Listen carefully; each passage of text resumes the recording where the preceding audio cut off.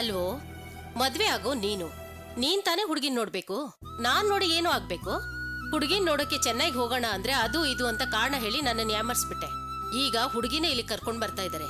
1 ಗಂಟೆ ಕೆಲ್ಸ ಕಣೋ, ಹೋಗ್ ನೋಡ್ಕೊಂಡ್ ಬಂದ್ಬಿಡೋಣ.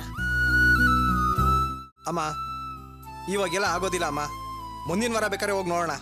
ಅವ್ರು ಭಾನುವಾರ ರಾತ್ರಿನೇ ಹೋಗ್ತಾ ಇದಾರೆ ಕಣೋ. ಹೋಗೋವಾಗ ಹುಡುಗಿನೂ ಕರ್ಕೊಂಡ್ ಹೋಗ್ತಾ ಇದಾರೆ. ಮತ್ತೆ ನಾವು ಹುಡುಗಿನ ನೋಡ್ಬೇಕು ಅಂದ್ರೆ ಚೆನ್ನೈಗೆ ಹೋಗ್ಬೇಕು. ಹಾಗಾದ್ರೆ ಸರಿ ಬಿಡು, ಚೆನ್ನೈಗೆ ಹೋಗಿ ನೋಡೋಣ. ನೋಡು, ನೀನ್ ತಪ್ಪಿಸ್ಕೊಳಕ್ ಹೇಳ್ತಾ ಇದೀ ಅಂತ ನನಗ್ ಚೆನ್ನಾಗ್ ಗೊತ್ತು. ಮೊದ್ಲು ಚೆನ್ನೈಗೆ ಹೋಗೋಣ ಅಂತ ಹೇಳ್ದಾಗ ಆಗಲ್ಲ ಅಂತ ಹೇಳ್ಬಿಟ್ಟು ತಪ್ಪಿಸ್ಕೊಂಡೆ. ಸರಿ, ನಮಗೋಸ್ಕರ ಅವ್ರ ಹುಡುಗಿನ ಇಲ್ಲಿಗೆ ಕರ್ಕೊಂಡ್ ಬರ್ತಾ ಇದಾರೆ. ಈಗ ಮತ್ತೆ ನೀನ್ ಚೆನ್ನೈಗೆ ಹೋಗೋಣ ಅಂದ್ರೆ ಏನು ಅರ್ಥ? ನೋಡು, ನಿನ್ ಮನ್ಸಲ್ಲಿ ಏನಿದೆ ಅಂತ ನನಗೆ ಅರ್ಥ ಆಗೋ ಹಾಗೆ ಹೇಳು. ಇಷ್ಟು ಮೇಲೂ ಅವ್ರ ಹತ್ರ ಹೋಗಿ ಅವಮಾನ ಮಾಡಿಸ್ಕೊಳ್ಳೋದಕ್ಕೆ ನನ್ಗಿಷ್ಟ ಇಲ್ಲ. ನೀನಿಂದ ಬರೋಕ್ ಆಗುತ್ತೋ ಇಲ್ವೋ? ಅಮ್ಮ, ನೀನು ಹೇಳಿದ್ರೆ ನನ್ನ ಪರಿಸ್ಥಿತಿ ಅರ್ಥ ಮಾಡ್ಕೊಳ್ಳಲ್ಲ. ಸರಿ, ನಾನು ಬರ್ತೀನಿ.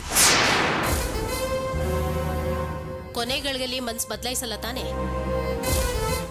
ಒಂದು ವೇಳೆ ನೀನ್ ಹಾಗೆ ಮಾಡಿದ್ರು, ಆ ಹುಡುಗಿ ಮನೆಯವರು ನಮ್ಮನ್ನಂದು ಅವಮಾನ ಮಾಡಿದ್ರು ನಾನು ಸಹಿಸ್ಕೋತೀನಿ. ಯಾಕಂದ್ರೆ ಅವ್ರು ನಮ್ಗೆ ಪರಿಚಯ ಇಲ್ದವ್ರು. ಏನೋ ಅಂದ್ರು ಅಂತ ಸುಮ್ಮನಾಗ್ತೀನಿ. ಆದ್ರೆ ನಿಮ್ಮ ಅತ್ತಿಗೆ ಇದ್ದಾಳೆ ನೋಡು, ಅವಳು ಮಾತ್ರ ನನ್ನನ್ನು ಅಂದು ಅವಮಾನ ಮಾಡಿ ನಾನು ಇದೀನೋ ಇಲ್ವೋ ಅನ್ನೋ ಹಾಗೆ ಮಾಡ್ತಾಳೆ, ನೆನ್ಪಿರ್ಲಿ.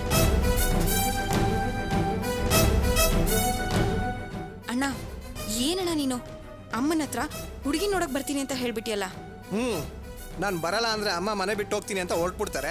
ನೀನು ಮನೆ ಇಲ್ದೇ ಇರೋ ಟೈಮಲ್ಲಿ ಅಮ್ಮ ಮನೆ ಬಿಟ್ಟು ಹೋಗ್ಬಿಟ್ರೆ ಏನು ಮಾಡೋದು? ವಯಸ್ಸಾದವ್ರನ್ನ ನಂಬೋದಕ್ಕಾಗೋದಿಲ್ಲ ಲಾವಣ್ಯ. ನಾವೀಗ ಹೆಣ್ಣು ನೋಡೋದಕ್ಕೆ ತಾನೇ ಹೋಗ್ತಾ ಇರೋದು. ನೋಡಿದ ತಕ್ಷಣ ಮದುವೆ ನಿಶ್ಚಯ ಆಗುತ್ತೆ ಅನ್ನೋದೇನಿಲ್ವಲ್ಲ. ಅದೆಲ್ಲ ಆಮೇಲೆ ನೋಡ್ಕೊಳ್ಳೋಣ. ನಮ್ಮ ಜೀವನದಲ್ಲಿ ನಾವು ಅನ್ಕೊಂಡಿದ್ದೆ ನಡಿಬೇಕು ಅಂತ ಏನಿಲ್ವಲ್ಲ.